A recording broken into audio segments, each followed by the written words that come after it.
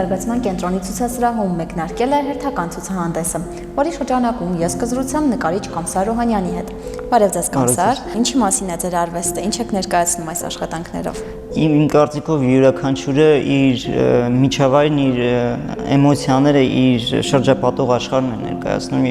Կարծում եմ յուրաքանչյուր մարդ ծնվում է իր միջավայրում, այդ միջավայրը գեներացնելու մասին, այսինքն այդ միջավայրից էմոցիոնալ ինչ-որ մի բան քաղելու, այսինքն եթե ինչ-որ բանը գեղեցիկ է, ինչ-որ մի բան էսթետիկ է քեզ համար, դառնում է նկարչության թեմա։ Իսկ ինչ էմոցիաների մասին է խոսքը, օրինակ նկարներին նայելիս առաջին հայացքից այդպես դժվար է գուցե հասկանալ, պետք է մի փոքր ժամանակ, որ ուշադիր նայել, զննել նկարները, նոր հնարավոր է ուշադիր նայել, հնարավոր է հենց մի պահից էլ այդ ամեն ինչը հասկանալ, երևի թե գեղեցկության, էսթետիկայի կամ ինչ-որ իդեաների, որոնք մարդկանց հուզում են։ Օրինակ Երևանը շատ եմ սիրում եմ նկարել Երևանը, գյուղական տեսարաններն եմ շատ սիրում նկարել, պորտրետներ, պեյզաժներ։ Սովորաբար արվեստագետները ինչ-որ խնդիրներ են բացահայտում, ինչ-որ խնդիրների են անդրադառնում, իրենց հուզող հարցերի են գուցե նաև անդրադառնում։ Ընդհանուր առմամբ, իհարկե, յուրաքանչյուր արվեստագետ փորձում է իր ձևով իր մտքերն արտահայտել։ Առաջին հայացքից ձեր աշխատանքները մի փոքր տխուր են թվում։ Դա գուցե իմ սուբյեկտիվ կարծիքն է, գուցե գույների ընտրությունն է պատճառը, գուցե իրականում ինչ-որ բան կա այնտեղ թաքնված, որի մասին չգիտենք, կարող է բացահայտեք։ Ինձ թվում է խնդիրը գույները չեն, ճիշտն ասած, երբ ես սկսում եմ նկարել, հենց առաջին process-ը պալիտրայի վրա ներկեր բացելը ավելի հետաքրքիր է կամ թեկուզ առավել հետաքրքիր է, քան թե նկարելը։ Բացում ես նկարը ներկես ստանում, ավելի հետաքրքիր գույներ ես ստանում։ Դա էլ է ինչ-որտեղ ավելի լավ process կամ գերադասելի process, բայց անկախ ամեն ինչից, թե ինչ գույներ են, կարծում եմ որոշ չափով կա կոմերցիոն ինչ-որ խնամություն կամ ինչ-որ մի բան, որ նկարիչները ընտրում են ավելի ակտիվ, ավելի աչք ծակող գույներ, դրա մեջ երևի ինչ-որ առանձնանալու կամ ինչ-որ հաջողություն ունենալու միտում կա, բայց իմ գործերը դրա հետ կապված չեն, իմ մասին են, իմ միջավայրի մասին են, հնարավոր է գույները մուգ լինեն կամ բաց լինեն, բայց այն են ինչ-որ կան։ Դուք նշեցիք, որ կոմերցիոն նպատակով են շատ հաճախ վառ գույներ ընտրում, ձեր աշխատանքներում այդպես շատ աչք ծակող գույներ չենք նկատում, իսկ ինչ-որ անհանգստություն կամ վախ չկա, որ օրինակ այդ վառ գույների մեջ կարող է աշխատանքները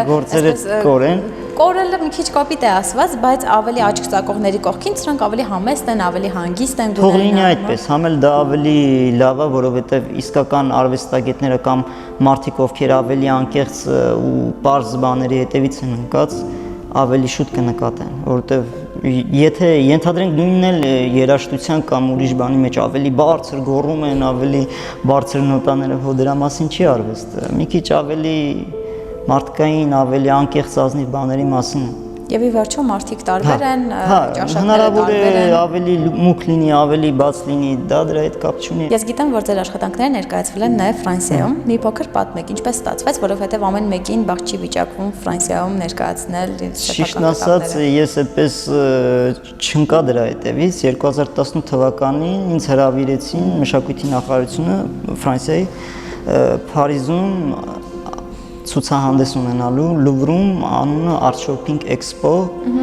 2018 թվականին ներկայացրել եմ 20-ից ավել աշխատանքներ, այդպես համագործակցում եմ, աշխատում եմ Ֆրանսիայի գալերիաների հետ, արվեստաբանների հետ։ Մինչ օրս համագործակցությունը կապերը պահպանվել են։ Չնայած Ֆրանսիան ինքը մշակութային կենտրոն է, իր ազատության, իր ավելի նկարիչներին, արվեստագետներին ավելի մոտիկից արվեստին ծանոթացնելու, երբ ոնց պտտվում է իր արվեստի գործերը, հա, թեկուզ այդ քանդակները, հա։ Իսկ դուք չեք մտածել, որ դուք արվեստագետ եք, դրա համար եք ամեն ինչը այդպես արվեստագետի աչքով տեսել, գուցե մի սովորական մարդու համար ուղղակի ինչ-որ սովորական Չէ, կարծում եմ յուրաքանչյուր մարդ ով մի փոքր ազատ է նկատելու առումով իր համար էլ ես չեմ առանձնացնում արվեստագետը հասարակ մարդից, հասարակ մարդը կամ հասարակ մեկով կարող է մի բան ստեղծել, կարող է ավելի հանճարեղ մի բան ստեղծել, քան մարդիկ, ովքեր մեծացել են, ձևավորվել են արվեստագետի միջավայրում, ինքը ազատ է ամեն ինչ, այսինքն կապ չունի, էլի։ Դե ես էլ չեմ առանձնացնում, բայց այդ աչքի տարբերությունը միանշանակ կարելի է գտնել, չէ։ Կարծում եմ վայրի ավելի թարմ աչքը ավելի լավ է նկատվում, քան թե այդ մի փոքր մոլորվում են մարդիկ այդ ամեն ինչի։ Ուզում եմ համեմատություններ տանենք, թեև իհարկե բարդ կլինի Հայաստանի, Ֆրանսիայի այդ եվրոպական արժեքների, հայկական արժեքների միջև, բայց ես որ ցուցադրվում եմ, ինքը ցուցադրությունը կոլեկտիվ էր, կային այլ երկրի ներկայացուցիչներ, Բրազիլիա, Եվրոպայի, Ֆրանսիայի տարբեր քաղաքի ներկայացուցիչներ։ Համարյա բոլորը մի ուժի կամ մի տրամաբանության մեջ էին նկարում։ Թվում է թե եթե ինչ-որ մեկը Ֆրանսիայում է, ինքը շատ լավ է նկարում, կամ եթե Բրազիլիայից է եկել, ուրեմն ինքը շատ լավ նկարիչ է։ Կա ինչ-որ ընդհանուր միջավայր, այդ միջավայրում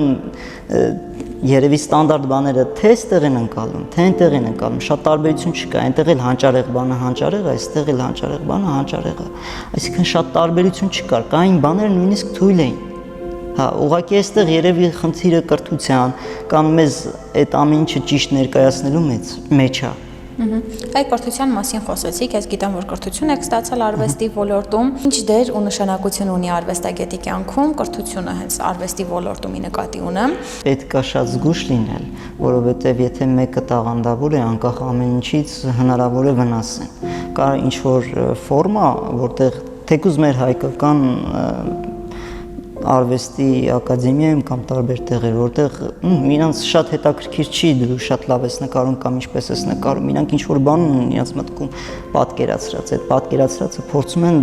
մեր արվեստագետների կամ նկարիչների կամ հասարակ մեկի միջոցով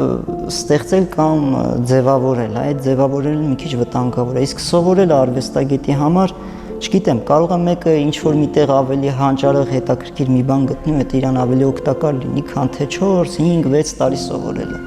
Ամեն դեպքում կան բաներ, որոնք պետք է սովորեն, բայց հիմնականում պետք է, որ ասում են, ներսից լինի։ Գույների մասին, ինչ գույներ կան ձեր ներկա բնակում, ինչն եք ավելի շատ նախընտրում ու ինչով է պայմանավորված գույների ընտրությունը։ Հաճախ լսում ենք, որ ասում են օրինակ տրամադրությունով է պայմանավորված կամ ինչ-որ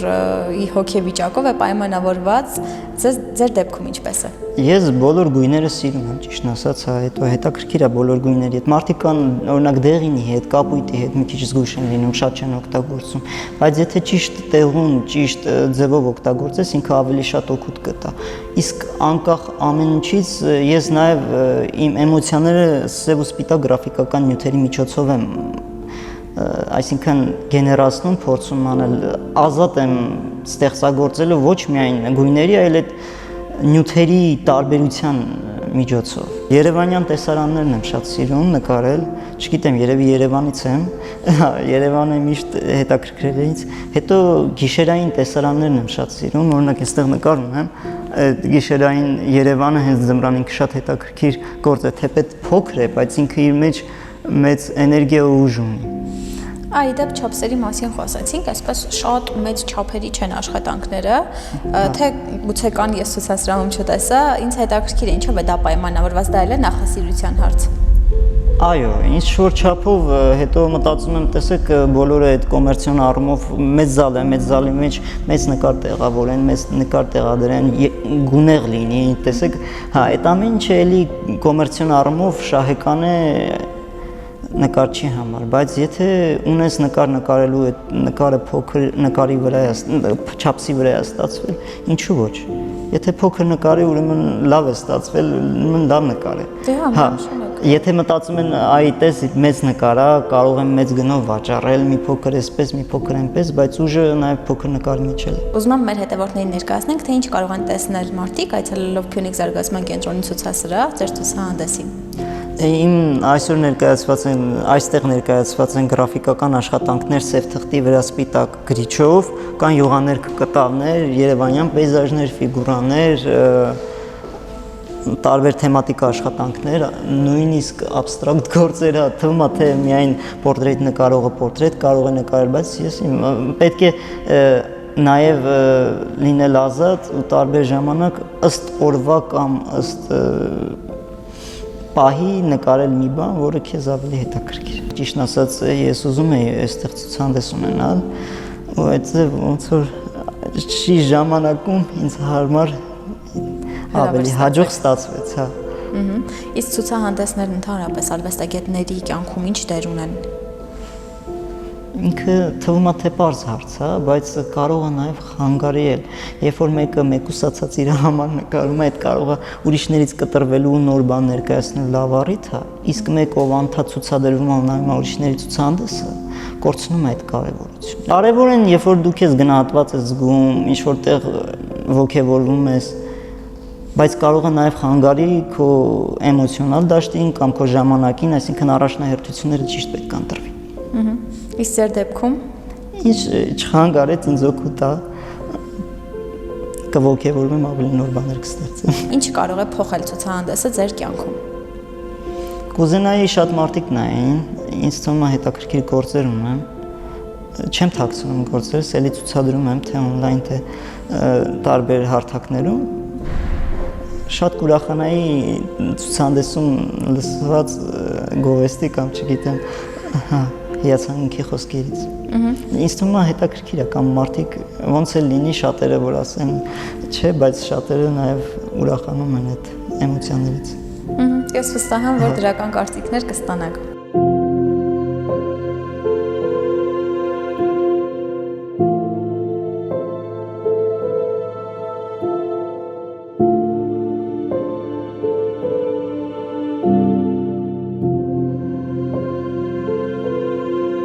Անչափ շնորհակալ եմ հարցազրույցի համար, հետաքրքիր ստացվեց կարծում եմ, մեր հետևորդներն էլ կգնահատեն։